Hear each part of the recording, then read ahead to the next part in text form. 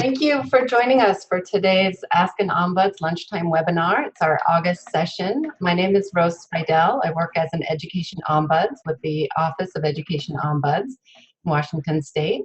Today I am joined by my colleague Sam Blazina. Sam, do you want to introduce yourself to our participants? Yes, hi, thank you. I'm Sam Blazina. I'm a regional education ombuds, and my office is in Ellensburg. It's a beautiful 101 degrees today, a little smoky. Anyway, so I mostly work with the districts here on the east side, some central, and sometimes some from the west side. So I'm glad to be here today, Rose. Excellent. Thanks so much, Sam. And folks who are watching, you might notice a little delay between when Sam and I pop up on the screen. We're also going to share the screen of the PowerPoint shortly, so you should see that and some smaller video images. We thank you in advance for your patience with that. We are recording, and we will post this later to our website along with the PowerPoint resources. So here we go. I'm going to try to share the screen and just get us started. All right. Now, if you've joined us for one of these Ombuds lunchtime webinars before, you'll know that we have received some questions in advance and we've prepared some information regarding those. We also welcome your questions during the session. You should be able to use the chat feature or the Q&A feature on the webinar function so that you can share your questions with us. And I will try to remember to check those periodically and see what questions we're getting from you.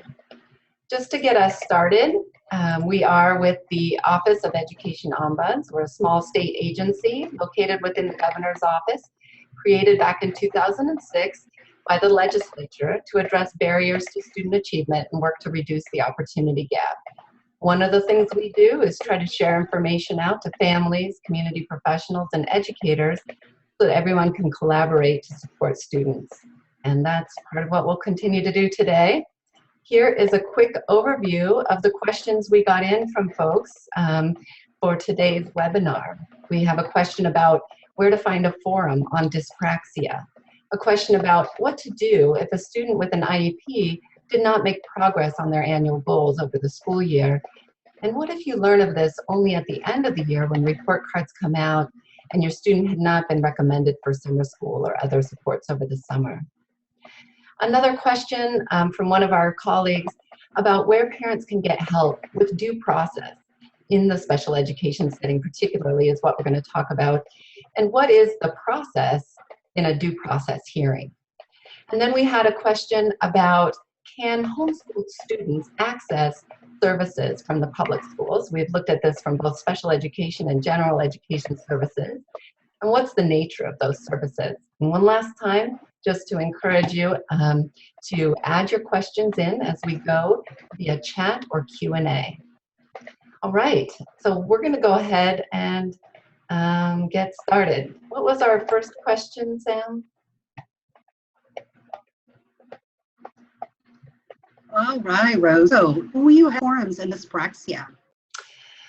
Well, before I simply say that we don't have a particular forum ourselves, and I'm not aware of one, I wanted to first check and see if I knew what dyspraxia was. So I took a look, start with a definition from the dictionary. It defines it as an impairment of the ability to perform coordinated movements. Because we're talking in the realm of K-12 public schools, I also looked at some other resources that look at this more specifically in the school setting and for students. And one of those resources is a website called understood.org. They typically have a lot of information about learning disabilities. And although some websites said specifically that dyspraxia is something other than a learning disability, it's definitely associated often with them. And understood.org explained dyspraxia as a brain-based condition that makes it hard to plan and coordinate physical movement. As I'm looking at this, I'm noticing that this dyspraxia is something that can impact students at different degrees of severity, and that it can impact speech, communication, and also motor skills. To me, that means, we're thinking again back to that question about where's a forum, I also think about who would be able to provide a forum.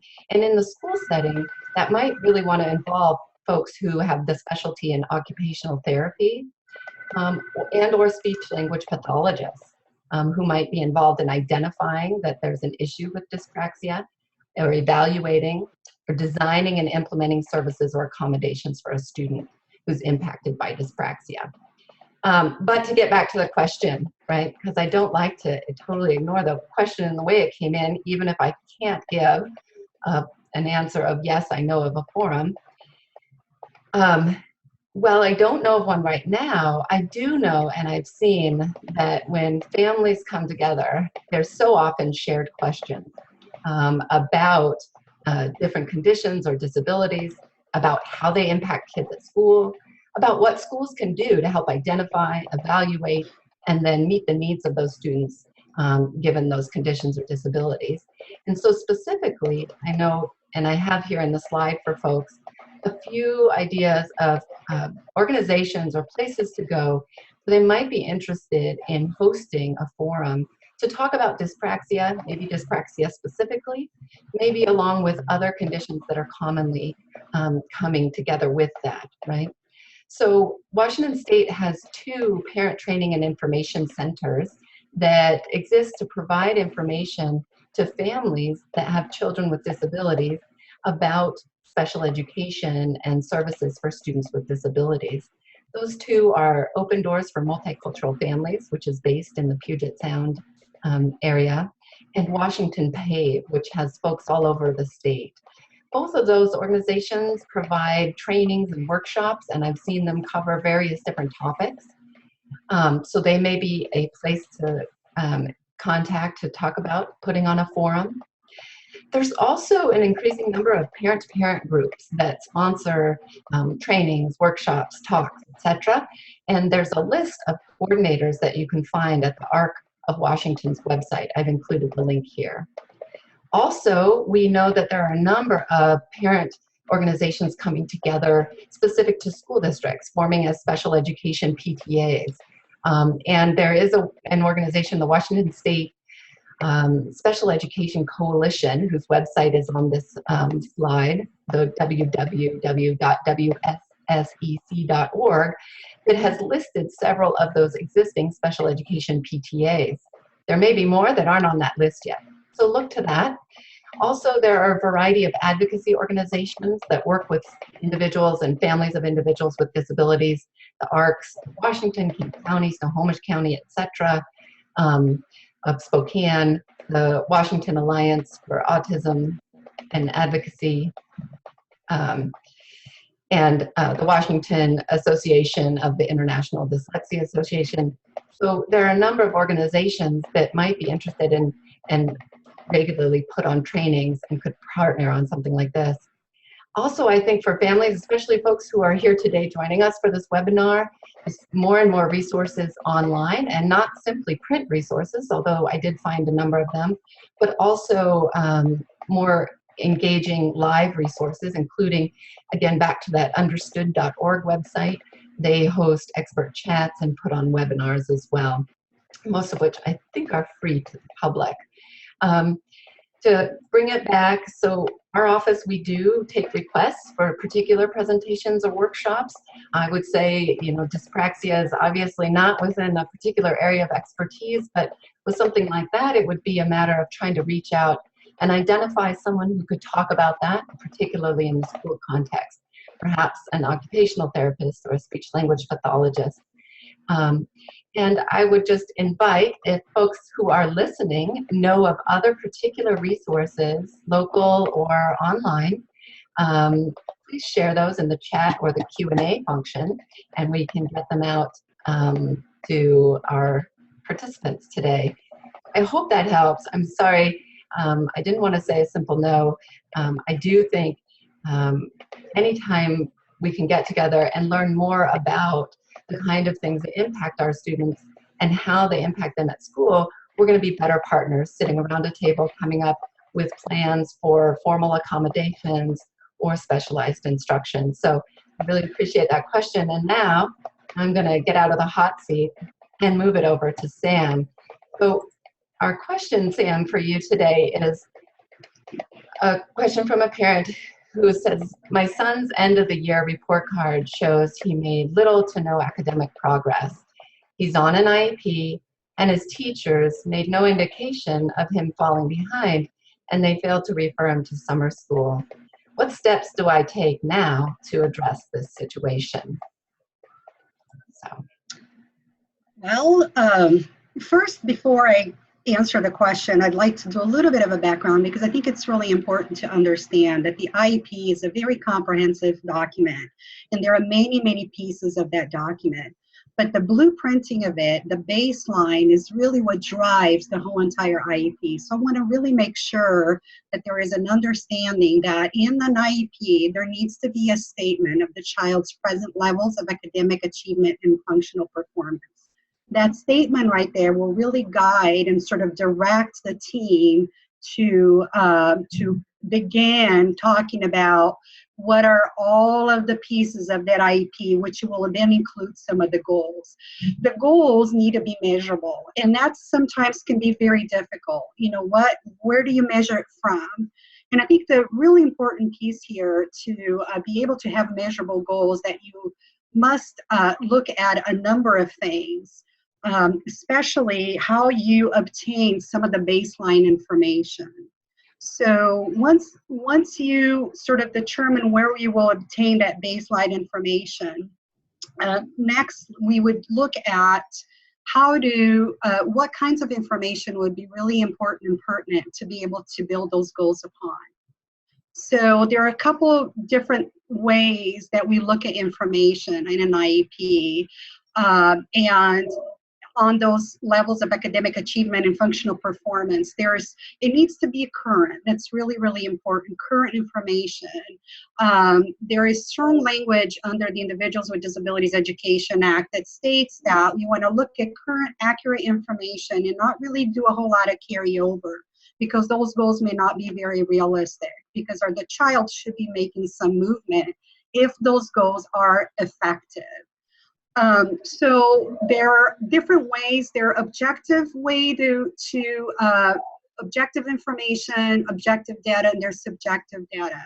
They're both good, but there needs to be some objective data. And what the objective data should look like, it would be assessments that could be done through the state assessments, those kinds of evaluations that will go in and the IEP.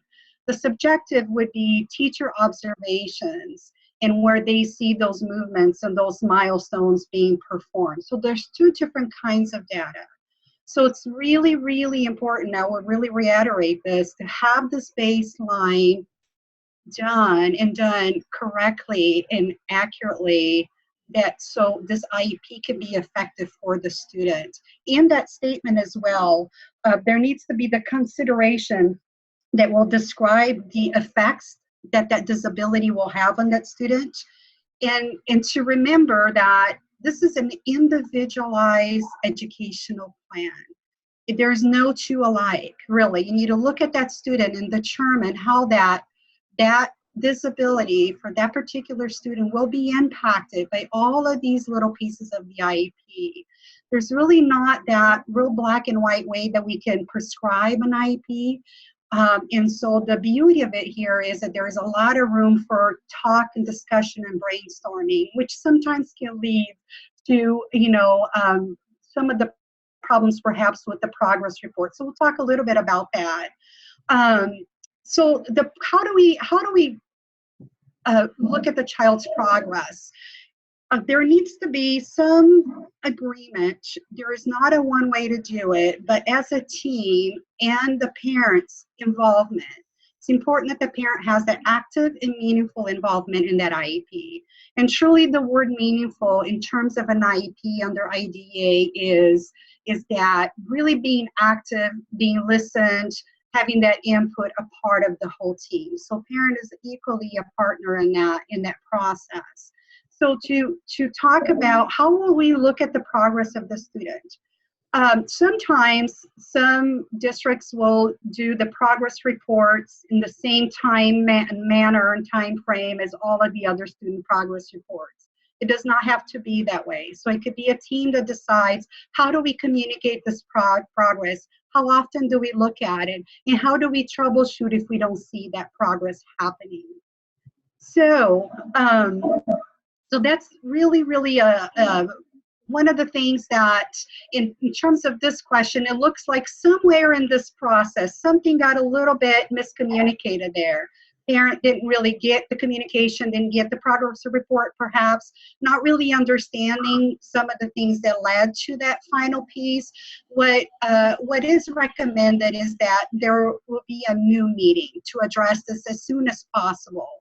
Right at the beginning of the school year, hopefully, to be able to rectify the potential pitfall for not having those goals met during the last few months. So really look at, do we have accurate and current assessments? Are the assessments a good mixture of objective and subjective data? You know, what are the ways, does there need to be any adjustments in that? How do we continue to communicate, and perhaps really look at the timeline for the future meetings, because there is a you know, parents concerned that there has been no gains and there have been no summer school offered. So how to talk about to avoid this potential problem in the future.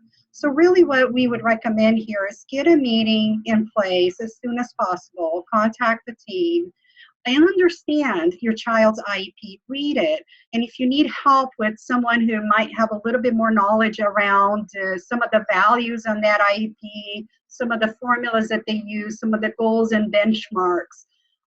Again, not two IEPs are alike. They're very distinct. Some school districts use some formats, others use completely different formats of IEPs. Some are even going to some electronic different formats. So understand that IEP, look at those goals, look at the objectivity of the goals. Can they be measured? So be prepared. Go into your meeting and prepare yourself. And we always recommend that you write it out, because IEP meetings tend to have a lot of tension and some emotions, and sometimes we just forget some of the base things that we go there. So to maximize your time and the team's time, understand that. Discuss a plan for the future. I wouldn't get too caught in what went wrong, but it's important to kind of understand, you know, what are some of the pieces that we're missing? Was it not discussed in the IEP? Do we need to add that in there so we can communicate better? Or was it in the IEP? Whose responsibilities is to do the communication piece? I don't know if your child, this child pertaining to this particular situation is on a total general ed sort of inclusive classroom, or if they're in a special ed classroom. So you might have the special ed teacher versus the general ed teacher that might be communicating there. So realize what are those chains and how they're impacted, and who are the folks that should be participating and communicating with you. And lastly, it's okay to bring an advocate to your meeting, somebody who you can have a conversation, who might, you know, sort of help you be comfortable, maybe have some of the knowledge that you don't have or the parent doesn't have, to ask the right questions. You know, and one of the things that I always, when I talk to parents, I like to say, an IEP is not an end document. It's never an end document. An IEP is a work in progress document. And it needs to be adjusted as many times as necessary to meet the needs of the student if need be. Not that you want to have a meeting every month. That's not feasible. We need to be realistic, but don't be afraid that you have this one annual meeting and that's going to be the end of that. So there, you know, you can continue that open discussion. You can even set up some kind of a format with a teacher or the case manager to have a little bit more of an ongoing communication with home throughout the year, so you can be rest assured that things are happening, so this doesn't happen again. In the end of the year, you have some of these difficulties. All right. Thanks, Sam. I think your answer just reminds us that it is a pretty involved process, and one of the things you said that really resonates is that each section on that IEP is built on another section. They really interact. So when you get that end of the year progress report and you're looking at those goals and you're thinking, my child didn't make progress, you also want to take a look back at the section that describes the present levels. Does it give a good description of where they were at the beginning of the year? And then like you said, there might be any number of factors that were at play, right? Were the goals Right. unrealistic, or was your child missing school for some reason, or were there interruptions to the instruction? What happened that they didn't make progress? And I think one of the other things you said that resonated was really to go into that meeting and be ready to focus forward, a plan for what comes next, which probably will require you to spend some time trying to figure out what happened that got us to this point. But if it's all focused on who did what and what went wrong, we lose that focus on how do we get going forward in a better direction. So Absolutely. I think it's really, really important to focus on that moment and try to maximize the fact that everybody's there, you know, and everyone there has that desire for the student to succeed. So really trying to find what those commons are and have a discussion about how can we help so this does not happen again. Identify very quickly where did the communication get dropped, what are the pieces that need to be addressed, and move forward in the plan. Just driving that plan forward is very, very important for the student's success. great. And you also talked about not being afraid to reach out for help in reading the IEP, right? Because you were explaining how goals can be measured in different ways. We have different sources of information. We want objective information added to sort of the subjective observations of a teacher and parents. But we need to be sure that we know what that goal is saying and how it's being measured and how often we'll be informed. That all that information should be right there in the IEP, right? It should. Yeah. All right. So again, maybe not a simple 1, 2, 3, and I think many of the participants here probably have been through these conversations, but I think it's so helpful to remember just starting, request a meeting, prepare for that meeting. Like you said, write out your questions and points, and think about future communication. Don't be afraid to reach out for help. So before I jump into our next question, I am going to share some of the great ideas that folks shared regarding where to find more information about dyspraxia. And indeed, as is usually the case, anytime we open up our conversation to others, we learn as much as we share. So someone shared that parent coalitions are also a good place to look for trainings and other things. Absolutely. You know, again, I just can't say enough. We get calls throughout the year, about 1,000 calls a year, and there are always commonalities and questions. I think certainly we do get those questions that are unique and send us off in a direction. And indeed, every child is an individual, but there are so many shared things that we're working through as parents, as educators, as community professionals. And when people get together, you can share that information in a group and improve things for a lot more students. So parent coalitions. And as we had been talking about with dyspraxia, as it can impact motor skills, someone suggests try the American Occupational Therapy Association website. So they may have some information on there. You know, I really like that. And another person suggested, because since dyspraxia can impact speech and language, that you check also the American Speech Hearing Association, ASHA, and they do have a website as well. And, you know, I'm not obviously an occupational therapist, I'm not a speech therapist. I do go to those professional association websites often for information, because even though sometimes it's a little bit technical and challenging to work my way through it, it's often really great information. It helps identify different questions you can ask. And then you can present those questions, as someone says, to a local speech therapist, a local occupational therapist, the folks in your school. And I feel like when I'm getting ready for a conversation, if I can take a little time to inform myself, know what the words are that folks are using, I feel more confident even just asking a question, much less proposing a solution. But when I feel like I have those words in my hand, I can engage more. And I think we hear that from families too, that knowing the right language, knowing the right words to use, feels like it opens doors, it gives greater confidence. So I hope that helps. And then we will move on towards the next question. If, as we get started on this one, you have thoughts, follow-up questions regarding what to do if you reach the end of the year and find that a student has not made progress, please feel free, again, share comments, thoughts, questions in the chat, and we'll circle back to that. So, next question. So Rose, what due process hearings, who can help?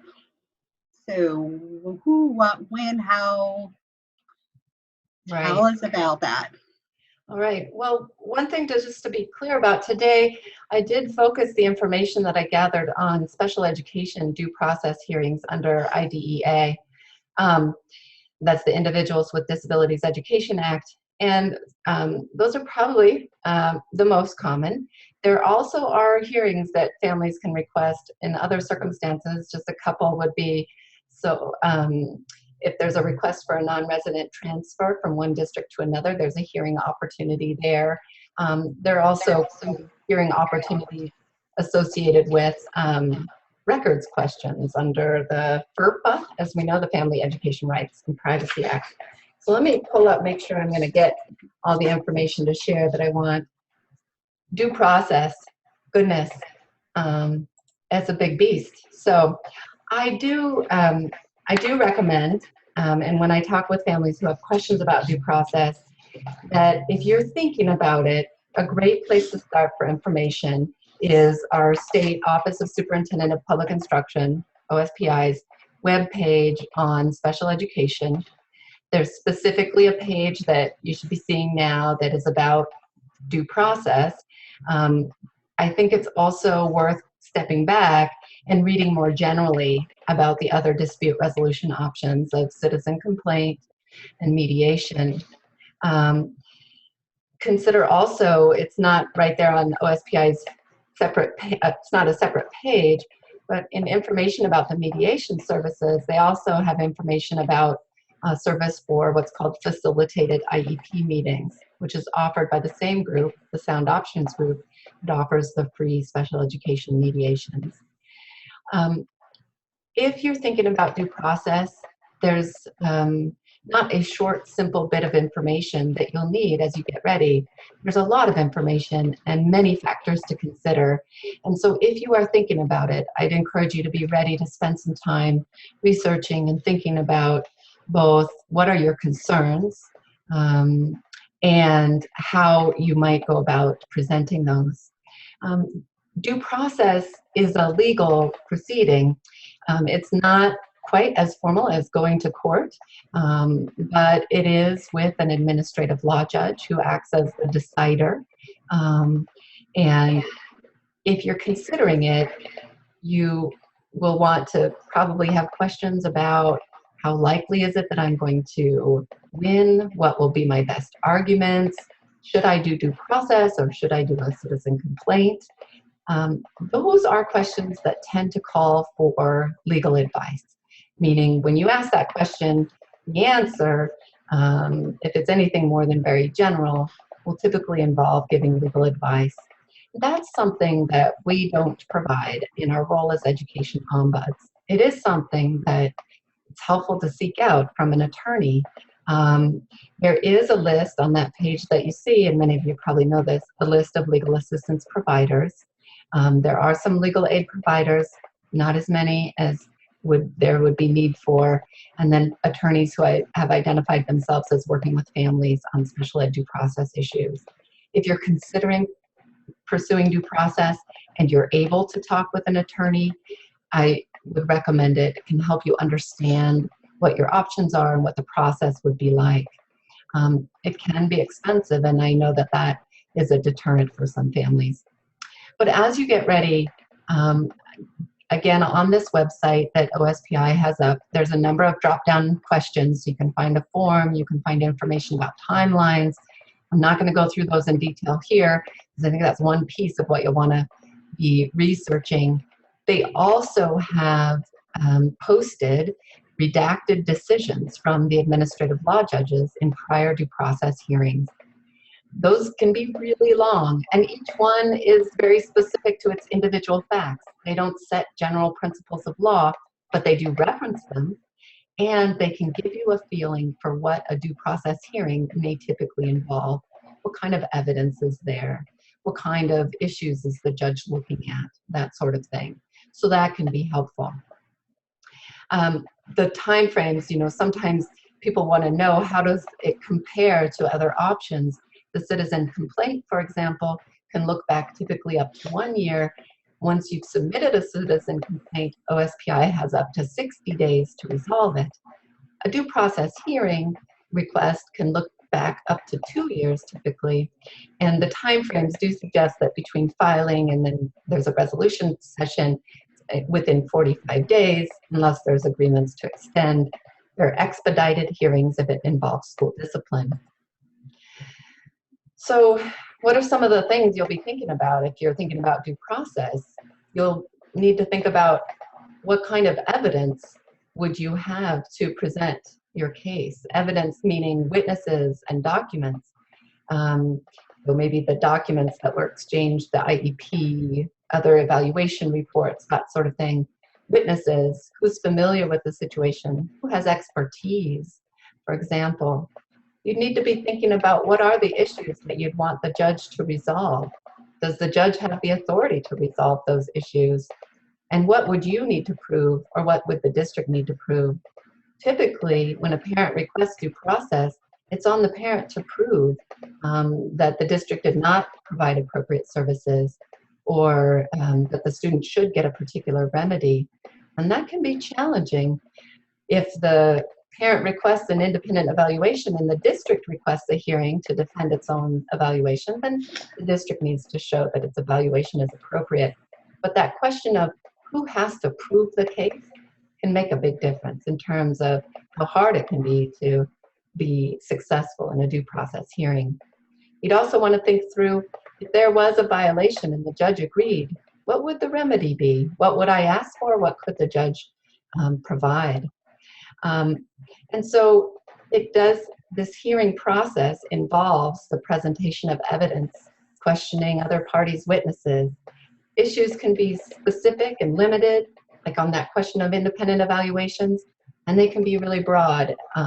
Questions about whether a family should be reimbursed for private placement if a district has failed to offer FAPE, and other things in between. Maybe a service was promised on an IEP and not provided, or whether there's a proposed change in placement and the parent disagrees and whether that should go forward or not, whether a student should get extended school year services. If you're thinking about going through due process, again, be thinking about what are those issues. You'll want to think about what's the likelihood a hearing officer would agree. What does the law say about this? What documents and witnesses would you need? And what do you have to prove your case? Sometimes if you're arguing over whether something is necessary for a student or a placement is appropriate, the judge will want to hear what they consider expert testimony. Someone who understands the nature of that disability, of the child's disability, and typically what kind of services and supports are necessary. So that can mean trying to engage an expert witness, an independent evaluator. And then you'll want to know, how do those processes work? Well, the truth is that you'll find some information about some of those questions, again, going back to OSPI's web pages. You can find information about how the process works, what's the timeline, you can find a form and that sort of thing. You can find information about what are the rules that the judge will be applying by looking at Washington State's regulations that implement the IDEA, and all of those are in the WACs, WAC 392, 172A. Those are all online, and I've included the links here. You can also find some good information that's pretty straightforward from the Center for Parent Information and Resources. That's the Parent Center Hub website, which I think is a good place to start for a general orientation. I'm not aware of a Washington State specific guide that goes more in depth in terms of what you would want to do if you're going to prepare to represent yourself in due process.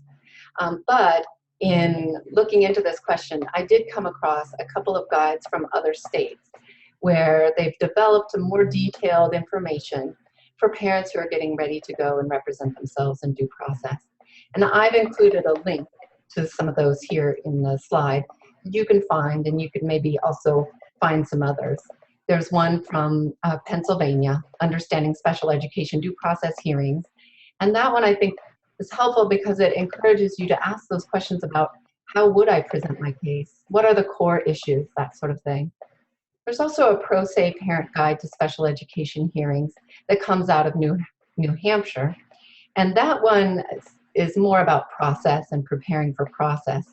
A caveat, I caution, both of those are from other states, and sometimes there are differences from state to state. So always going back to the Washington state rules would be critical, and that those can simply be references or places to spur ideas. The third reference I included in there is a guide on mediation and resolution sessions. And someone might say, well, hey, we asked about due process, not mediation. Well, in that guide, there is a nice comparison between mediation and due process. And it highlights some of the things that I think we overlook sometimes, which are some of the design differences. Due process sometimes seems like it might be preferable because you're going to get someone to decide. They're going to say there was a violation and I am going to impose a remedy. The challenge is in due process, when you have an administrative law judge deciding, they decide according to the facts and the law, and that's it. They're saying yes or they're saying no. One of the things about mediation is that it opens up the door to a little more creativity. Well, maybe not quite this, but if we come together and we realize what we both want is some progress here, we could try this other idea. And we can go in a new direction. So in that way, this guide helps remind us and very hopefully focus our question for ourselves, which is that, is due process the place that's going to most likely get us to where we need to go?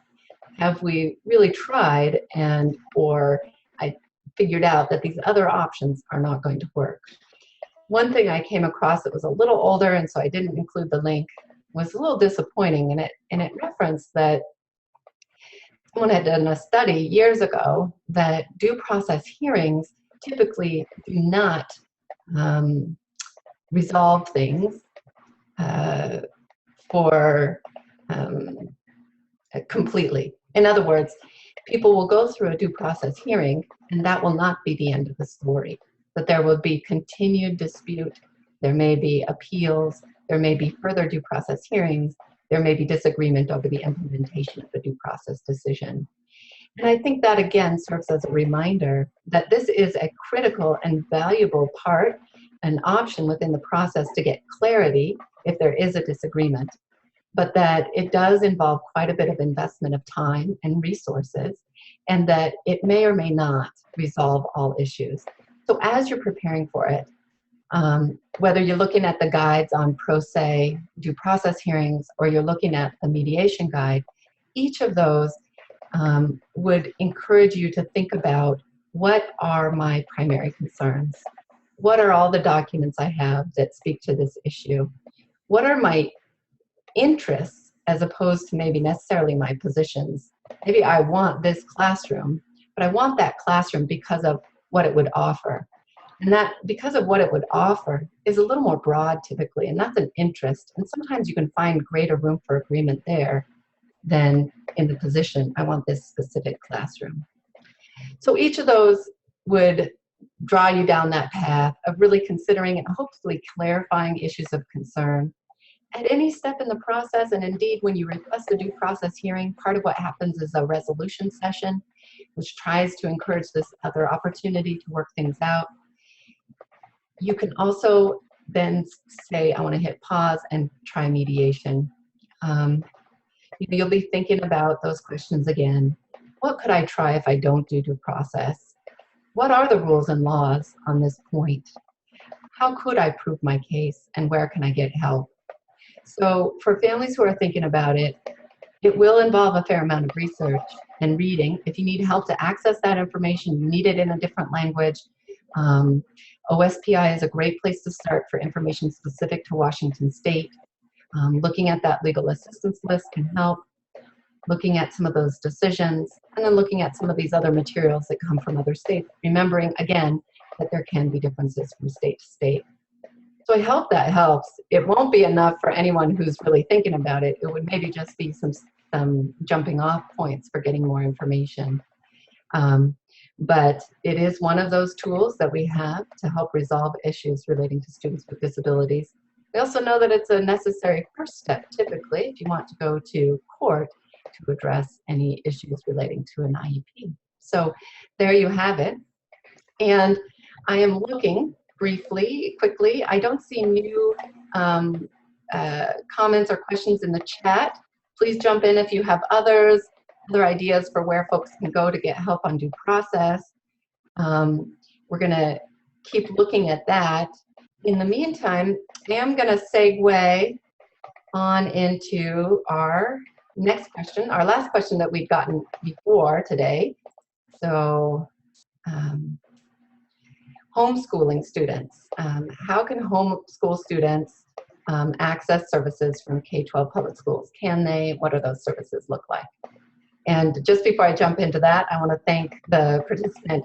Yes, Cadre is a great source of information for all things dispute resolution related to special education. And Cadre stands for something like the Coalition of Dispute Resolution. So it is a national organization. It's online. If you Google Cadre and Special Ed Dispute Resolution, great one. The other one too, we're just reminded of, and I keep pointing you back to OSPI's website. When you're there, you'll find that they have a live in-person resource too. Many of you probably know Scott Robb, who currently serves as the Special Education Parent Liaison for OSPI. And he is someone who can walk through that process and explain what it looks like and what to expect. So here we go, and thank you so much. And I'm going to jump into the homeschool, and we'll still have some follow-up questions and times. You know, this question for me, the first part of it seems simple to me in the sense that Washington State is a place where there's a fair number of folks who decide to homeschool. It's absolutely an option that's available, and that families in Washington State very clearly have options to homeschool full-time or part-time.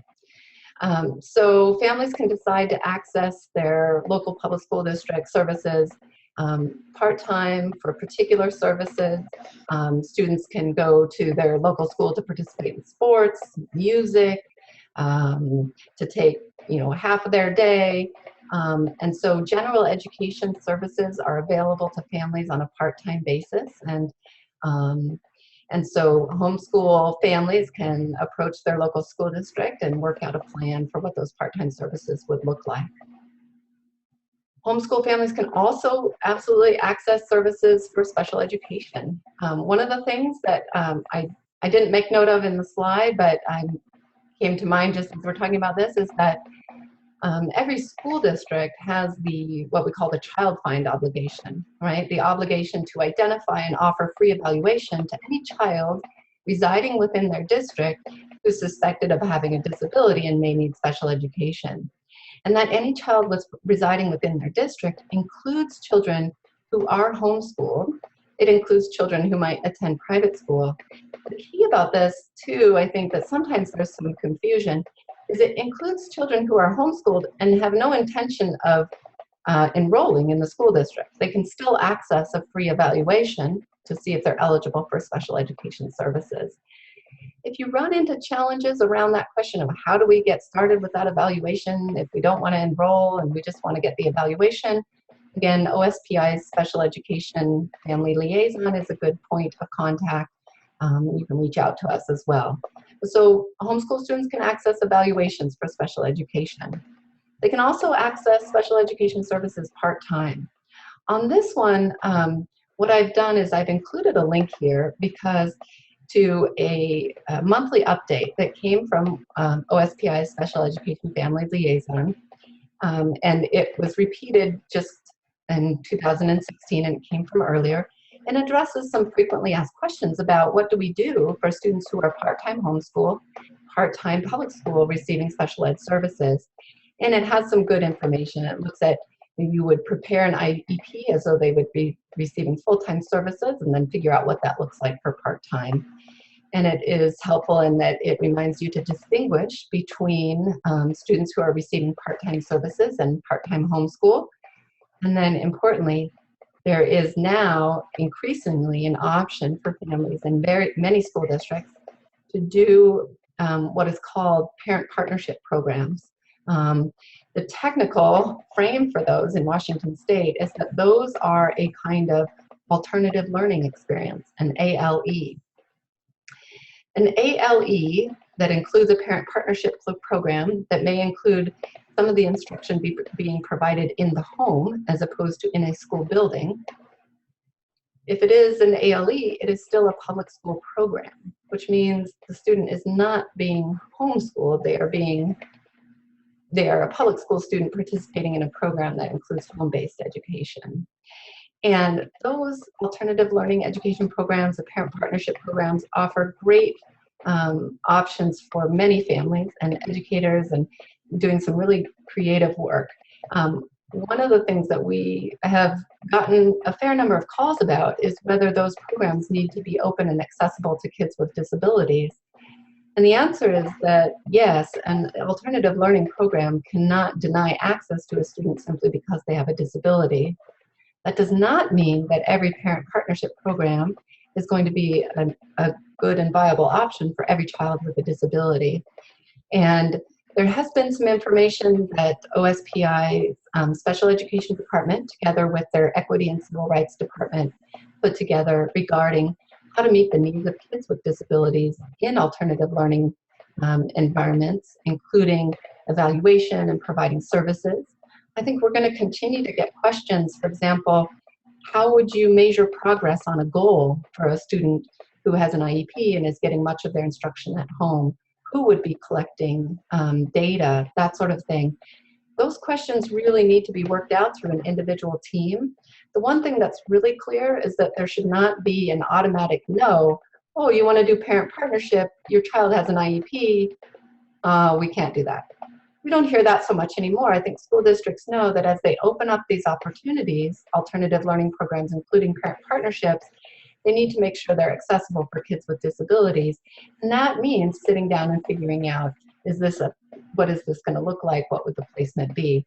If you run into questions and you're working through that process, again, OSPI's Special Education Department and OSPI's Equity and Civil Rights Department are both good resources. The other question, so we've got families who are truly homeschooling and want to access some part-time or ancillary services, whether it's general ed or special ed or both, and that's something you can do. Then we've got, and there's some links there for homeschool organizations, some general laws on home-based instruction, and then the Learning by Choice Guide, which has more information about part-time and ancillary services. And then the detailed FAQ from OSPI's Special Ed Department on special education services for part-time homeschool, part-time public school students. Then we've got those students who are attending an ALE, maybe a parent partnership program, and figuring out special ed services and gen ed services. And then we've got another group of students. We've had a follow-up question here about kids who are in private school that their parents have chosen private school, but they still want to access some special ed services. Well, there are two ways, again, for kids who are in private school. Kids who are in private school, just as a general matter, they can access the public school classes, any that are not available at their private school, or classes or programs. So say, for example, there's a private school in a small town, but it doesn't have sports teams. And so the student might attend the public school for the sports teams, participate there, or music, or let's say you're in high school and you want to take a lab class and your private school doesn't have a lab science class. You might take the lab science class at the public school and be in the private school otherwise. Well, so private school students can also access special education student services from their public school district by doing part-time services, in which case they would get an IEP and you would work through that as a part-time student. The other option for private school students accessing special ed services from school districts is through what we call equitable share services. And that operates differently. You get a service plan. You don't have the same rights to full services as you would under an IEP. And there are all kinds of details. I'll tell you, honestly, we don't get as many questions like that. We're typically focused on those kids who are in public schools, but they do come up. There are questions about how school districts plan with the private schools in their area to provide equitable share services, what kind of services they'll provide, where they'll provide them, that sort of thing. I would really encourage, again, a great resource for families or folks with questions about services for kids, special ed services for kids who are placed in private schools at the parent's expense and choice. Look at the state regulations and feel free to contact the special education family liaison at OSPI, Scott Robb, and his information is up on the OSPI webpage that we shared earlier. So there are a lot of, I think, learning options in Washington State. One of the ones I didn't mention yet, an ALE we talked about, one is parent partnership programs. Another one, obviously, are increasingly available online public school programs. And yes, indeed, they do serve kids with disabilities as well as kids without. So students can access services in those programs as well. So let me throw out and ask if we have any follow-up questions and or additional ideas for places to go for resources or information on services for kids who are in homeschool. If you have other ideas, insights, information, or follow-up questions, let me know. And then also, there is still time to ask follow-up questions about troubleshooting if a student's not making progress, or any other questions that are on your mind. One of the things I am going to take the panelist prerogative, if I don't see questions come in the next minute, I'm going to take a few of our last minutes here to highlight an opportunity that I've probably mentioned before and should be coming up very soon, which is that the OSPI is currently working on drafting proposed new school discipline regulations that will apply to all students in all school districts across our state. So in other words, they're going through a process. They have been taking input as they're reviewing the existing school discipline regulations and thinking about how to do some more implementation of the recent changes in laws that limit the amount of time students can be out of classroom and really encourage alternative ways of working with students to address behavior, and require provision of educational services during suspension and expulsion. So again, we know the law passed, and so it is now the law that school districts must provide educational services during suspension or expulsion, that suspensions and expulsions must be limited to up to 1 academic term, that school districts must do a re-engagement planning process for students who receive a long-term suspension or expulsion, and that those re-engagement planning processes must allow opportunity for families to contribute and must be culturally responsive and culturally sensitive. The state regulations in many ways give more detail to requirements like that, and that's what OSPI is working out right now. What more detail, in what direction, where would they give greater guidance or leave it simply what the law says? They have explained that they expect to put out their proposed draft for those new rules sometime this month, and that they would then be taking public comment over a period of at least a couple of months, with at least one and likely more than one public hearing. So if you're listening today, I really would encourage you to stay tuned. We will try to get the word out as widely as possible when those draft rules are put out there. Draft rules and rules in general are sometimes not fun to read, but they are critical, and they set the framework for school districts and students and families across our state on what's going to happen if a student engages in behavior that's inappropriate, or if a school feels like they did and proposes discipline. And I know that many of our participants on these webinars work with students with disabilities, and we know, of course, that there are some particular rules for students with disabilities around discipline to ensure that they're not disciplined for things that are related to their disability. And so sometimes that focus on the special protections or additional protections for students with disability leads us to forget about how significant the general rules on discipline are for kids with disabilities. This time when the rules are being revisited, decisions about what kind of notice will go to families, what kind of opportunities there will be for conferences or hearings, what kind of services must be provided outside of school when there is a suspension or expulsion. All kinds of issues are going to be decided that will significantly impact all students, students with disabilities and without. So we will be working, and we will love to have your input on questions and ideas for weighing in on those rules as they come out. We will be back online next month with our next Ask an Ombuds webinar. I would ask you, please, if you know anybody that prefers to engage with information like this in Spanish, let them know, because our next webinar is going to be in Spanish. We will be providing information in Spanish in the PowerPoint, and we will be speaking in Spanish. So be ready for that. We'll be back online in English in October, at which time our other colleague Yassine will join me. You will, after this webinar is done, you'll be able to find this on our website, as well as the PowerPoint, which we'll post. We also have previous webinars on our website. There's an Ask an Ombuds webinar on there that touches on the discipline rule review process.